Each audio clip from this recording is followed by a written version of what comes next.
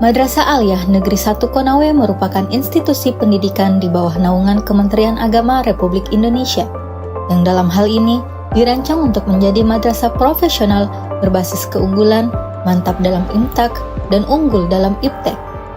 Hingga saat ini, MAN 1 Konawe masih menjadi satu-satunya madrasah aliyah negeri di Kabupaten Konawe, terletak di Jalan Abdullah Silondae, Kecamatan Unaha. Perkenalkan, nama saya Rizal Sofyan, guru mata pelajaran SKI di kelas 10 Madrasah Aliyah Negeri 1 Konawe, sekaligus mahasiswa PPG di Universitas Islam Negeri Syekh M. Jamil Jamrek, Bukit Tinggi, Sumatera Barat. Pada hari ini tanggal 7 Mei tahun 2025 akan melaksanakan uji kinerja praktek video pembelajaran di kelas 10 dengan mata pelajaran SKI dengan tema substansi dan strategi Khulafaur Rasyidin Ali bin Abi Thalib. Untuk lebih jelasnya silakan simak video berikut. Assalamualaikum warahmatullahi wabarakatuh.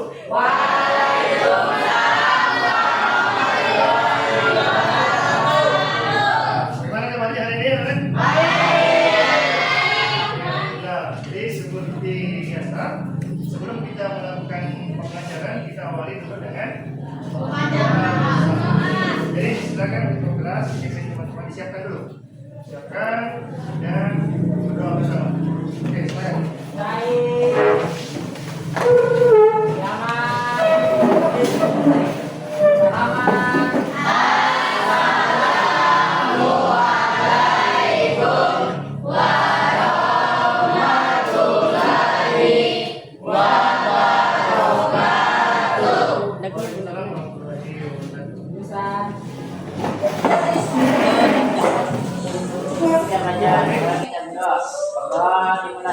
Bismillahirrahmanirrahim.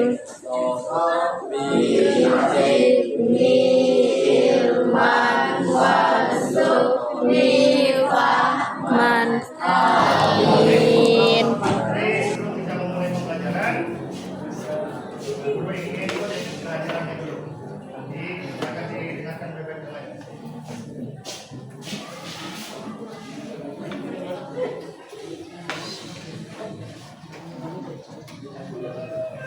Laude Sarmin, Hadir, Pak. Bidi, Hadir. Al-Fadri. Hadir. Jadi ada teman kalian yang tidak hadir, jadi kita doakan semoga dia cepat sembuh. Jadi silakan dicek kerapian kelasnya.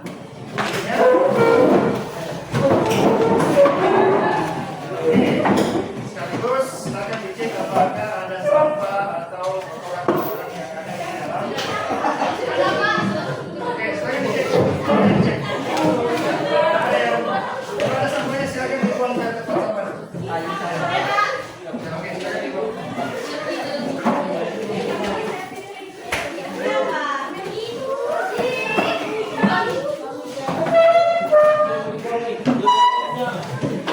Terima kasih. Nah, jadi setiap kita memulai pembelajaran, tentunya kita harus dalam keadaan kebersihan itu adalah sebagian daripada oke. Jadi tema pembelajaran kita pada hari ini adalah substansi dan strategi dakwah Khalifah. Ya, tapi sebelum kita lanjut, Pak Guru ingin sedikit mengingatkan.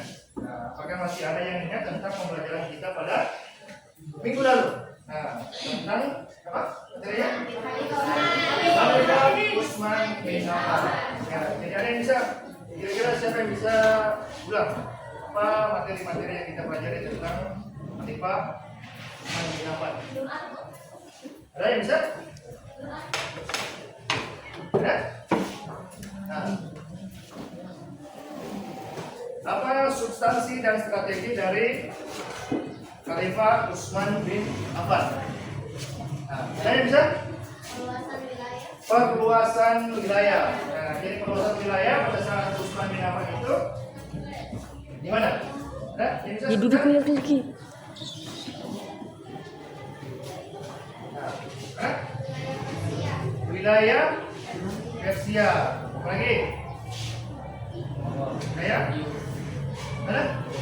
Bizantium. Nah, oke. Nah, jadi itu masalah perluasan wilayah. Terus ada juga yang namanya standarisasi Al-Quran. Ya, jadi ini adalah kebijakan yang sangat bagus dirasakan pada sekarang ini. Nah, oke, jadi bayangkan bagaimana jika tidak ada standarisasi Al-Quran pada zaman Utsman bin Affan. Otomatis bacaan-bacaan yang ada sekarang itu tentu tidak akan sempurna dan tidak akan seragam. Nah, makanya kenapa Utsman bin Affan itu mengambil langkah untuk menyamakan seluruh isi tentang bacaan Al-Quran. Nah, jadi beliau ini mencetak seluruh standarisasi Al-Quran ini dan diberikan kepada negara-negara yang ada di Timur Tengah. Jadi tidak ada lagi perbedaan antara cara baca Al-Quran yang berbeda. Jadi sekarang kita akan membahas tentang substansi dan strategi dari Khalifah Ali bin Abi Thalib. Oke. Jadi kita lihat dulu tujuan pembelajaran kita pada hari ini. Yang pertama, mengevaluasi proses pemilihan Khalifah Ali bin Abi Thalib. Terus yang kedua, menganalisis substansi dakwah Ali bin Abi Thalib. Dan yang ketiga, mengidentifikasi strategi dakwah Khalifah Ali bin Abi Thalib. Dan yang keempat, analisis kebijakan Ali bin Abi Thalib. Nah, jadi sebelum kita mulai, Pak Guru ingin memberikan ringkas dulu seberapa besar kemampuan kalian ini sebelum menerima pelajaran tentang Khalifah Ali bin Abi Thalib. Ya, oke, baik. Jadi Pak Guru akan memberikan soal kritis, akan dijawab dengan kemampuan masing-masing. Ya.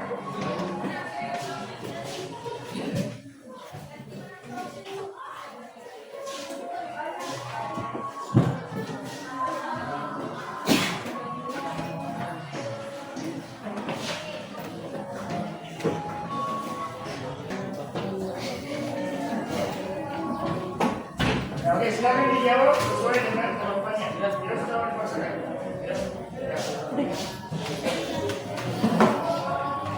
Ya, oke. Jadi silakan dituliskan namanya, nama dan kelas.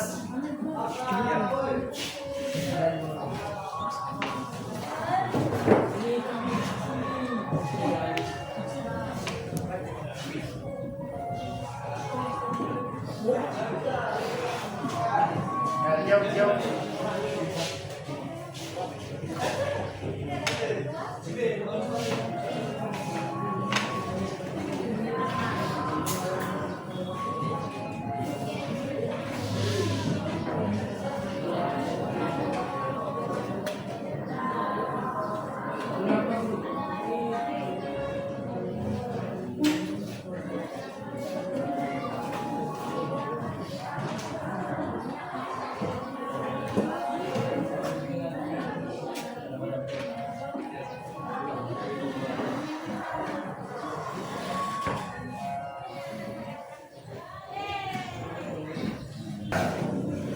Sudah, silakan dikumpulkan. Sudah.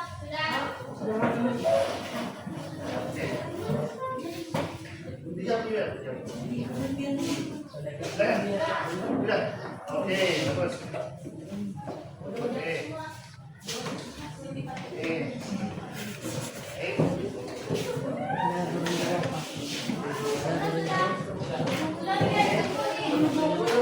Sudah.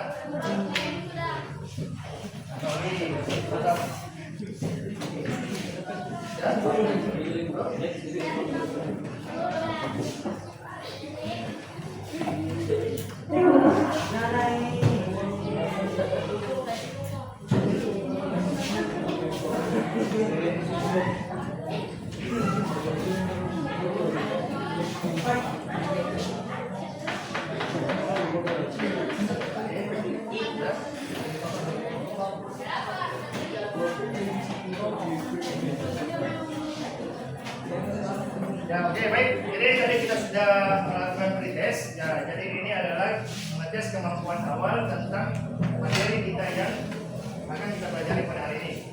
Oke, jadi selanjutnya sebelum kita lanjut, Pak Guru memberikan semangat dulu. Coba kita berdiri dulu. Kita berdiri dulu. Nah, Oke. Jadi instruksinya kalau Pak Guru bilang selamat pagi, jadi kalian bilang pagi, luar biasa. Oke, dan selamat pagi.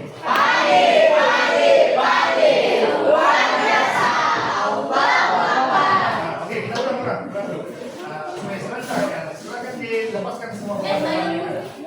Oke. Ini kita supaya pembelajaran lebih menarik. Supaya kita senang dalam proses senang. Oke, kita silakan. Selamat pagi. Luar biasa. Oke, ya.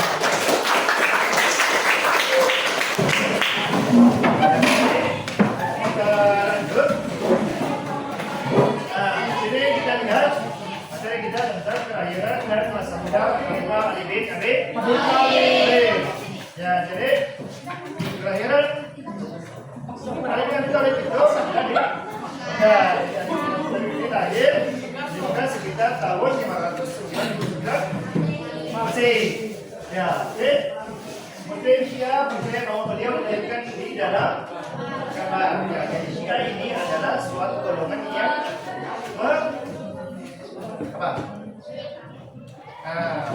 tidak menyimpang juga, tapi ini lebih mengkultuskan tentang Alibin Abi Talib.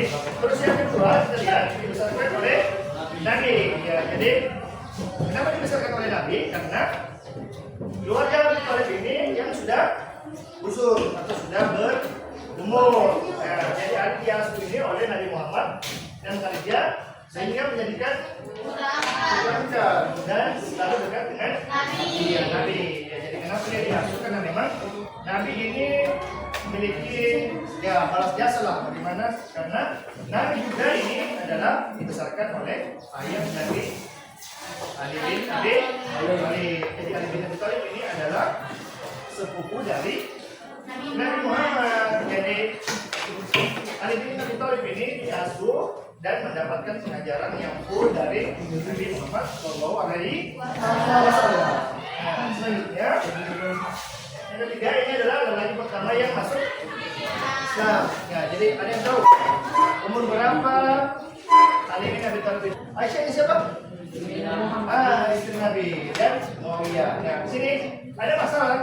Nah, jadi permasalahan di materi ini adalah pemerintahan Ali tidak stabil karena adanya pemberontakan dari Tatar. Jadi sebentar Pak Guru akan membagi kelompok. Nah, jadi kalian akan memecahkan masalah-masalah yang ada di LKPD ini. Nah, jadi nanti Pak Guru setelah menjelaskan akan membagikan LKPD ini dan sebelum dikerjakan silakan disimak videonya sebentar. Oke, kita lanjut. Ya, substansi dan strategi dakwah. Ya, yang pertama itu pergantian pejabat lama dengan yang baru. Alasannya kenapa? Ya, jadi pemberontakan ini terjadi karena keteledoran para pejabat yang diangkat Utsman bin Affan. Ali bin Abi Thalib memutuskan untuk mengecat para gubernur yang diangkat Utsman dan penggantinya dengan gubernur baru pilihan Ali bin Abi Thalib. Kira-kira alasannya kenapa? Kenapa Ali bin Abi Thalib ini memecat pejabat-pejabat yang diangkat oleh Utsman? Karena keluarganya, karena tidak becus, karena apa lagi? Ya, jadi korupsi boleh. Jadi adanya korupsi di kalangan pejabat-pejabat yang diangkat oleh Utsman. Karena memang Utsman dianggap ini, Utsman mengangkat keluarganya itu tanpa memandang kepintaran, ketelitian dalam pejabat. Nah, akhirnya seperti itu. Terus yang kedua, penarikan kembali tanah hadiah. Ya, jadi di masa Utsman bin Affan banyak hadiah-hadiah itu yang diberikan kepada keluarganya. Nah, oke. Terus yang ketiga, menghadapi para memberontak. Ya, sedikitnya 2 pemberontakan besar yang harus dihadapi oleh Ali. Yang pertama itu perang Jamal atau perang hitam.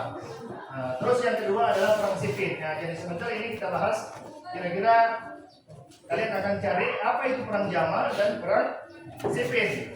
Nah, kira-kira apa yang melatar belakangi dari perang yang terjadi ini. Oke, selanjutnya dibunuh oleh Khawarij. Nah, jadi ini adalah Khawarij ini adalah orang yang keluar dari barisan kepemimpinan Ali. Terus yang kedua dimakan oleh Najaf, dan yang ketiga warisan kepemimpinannya. Ya, meninggalkan warisan yang adil, bijaksana dan berani. Ya, silakan lihat videonya. Nah, ini simak baik-baik. Silakan dicatat kalau memang ada yang menjadi poin-poin penting dari video yang saksikan.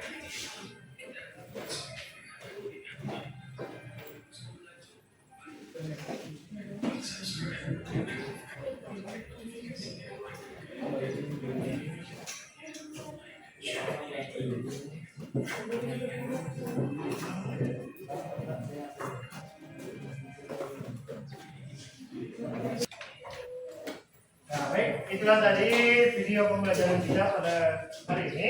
Jadi selanjutnya Pak Guru akan membagikan LKPD yang akan dikerjakan oleh kelompok masing-masing. Ya, jadi Pak Guru akan membagikan kelompok sesuai dengan urutan mejanya. Nah, jadi silakan berdiri dulu, kita susun.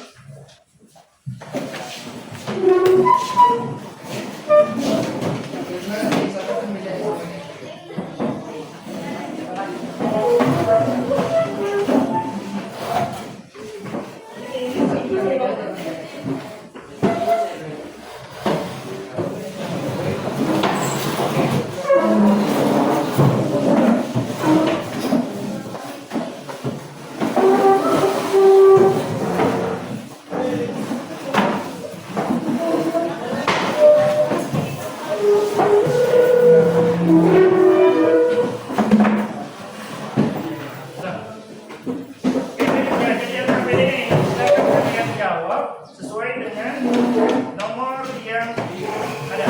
Nah, jadi nanti akan dipresentasikan di tiap kelompok sesuai dengan nomor soal yang ada. Nah, jadi ini Pak Guru kasih kelompok 1, ini kelompok 2. Selanjutnya ini kelompok 3. Nah, silakan dicari jawabannya dari buku atau sumber-sumber lain yang bisa. Oke.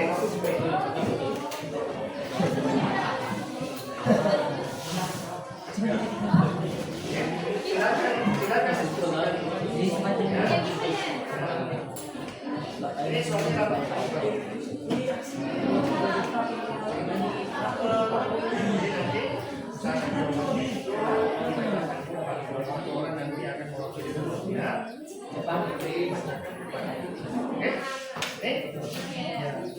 Jadi silakan dituliskan nama kelompoknya dan jawaban yang sekiranya bagus.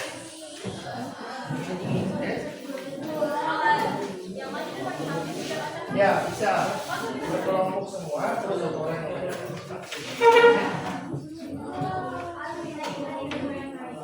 mana? Ada kendala? Aman? Ya, oke, baik. Waktunya habis, jadi silakan dipersiapkan siapa yang akan berbicara di depan atau di tempat saja.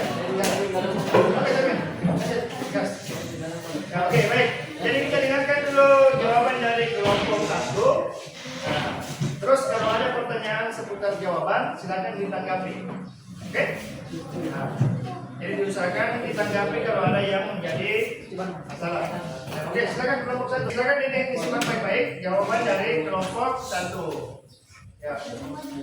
Dibacakan dulu soalnya. Ya.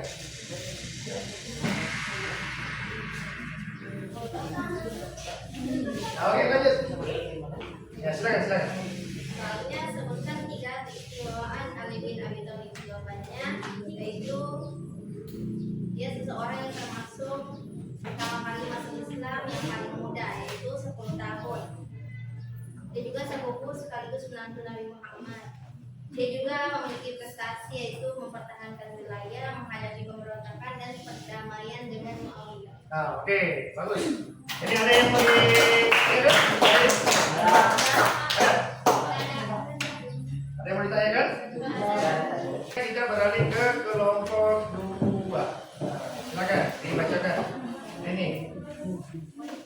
Ya, nomor 3 tadi. Apa alasan utama masyarakat mengangkat Ali sebagai khalifah? Jawabannya, karena tidak ada lagi sahabat yang tersisa selain Ali. Karena tidak ada lagi. Ya, oke. Bagus jawabannya. Ada yang ingin ditanyakan? Ada yang ditanyakan? Ada?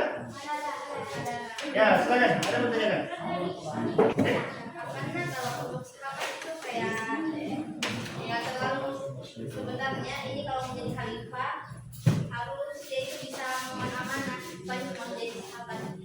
Jadi menurut saya karena tidak ada lagi pemuda atau sahabat yang dapat mengemban amanah menjadi khalifah selain Ali bin Abi Thalib. Oke. Apa yang bisa kita ambil dari pelajaran Khalifah Ali bin Abi Thalib? Ada yang bisa? Dapat mengetahui sejarah dari Khalifah Ali bin Abi Thalib. Ya. Yang lainnya? Dapat mengetahui perjalanan dari Khalifah Ali bin Abi Thalib. Nah, apalagi kira-kira pelajaran yang bisa kita ambil? Ada? Pelajaran yang bisa kita ambil? Ibrahnya, kira-kira Ibrahnya apa? Ya. Oke. Kesimpulan dari materi kita pada hari ini adalah Khalifah Ali bin Abi Thalib ini adalah salah satu khalifah keempat. Nah, oke. Keempat. Nah, oke. Jadi yang pertama itu adalah Khalifah Abu Bakar. Terus yang kedua itu adalah Umar bin Khattab. Yang ketiga adalah Utsman bin Affan. Nah, terus pengangkatannya sebagai khalifah itu karena adanya dukungan oleh Utsman bin Affan. Ya, terus dibayar pasar oleh masyarakat Mekah pada saat itu. Terus pemerintahan itu malah tidak stabil.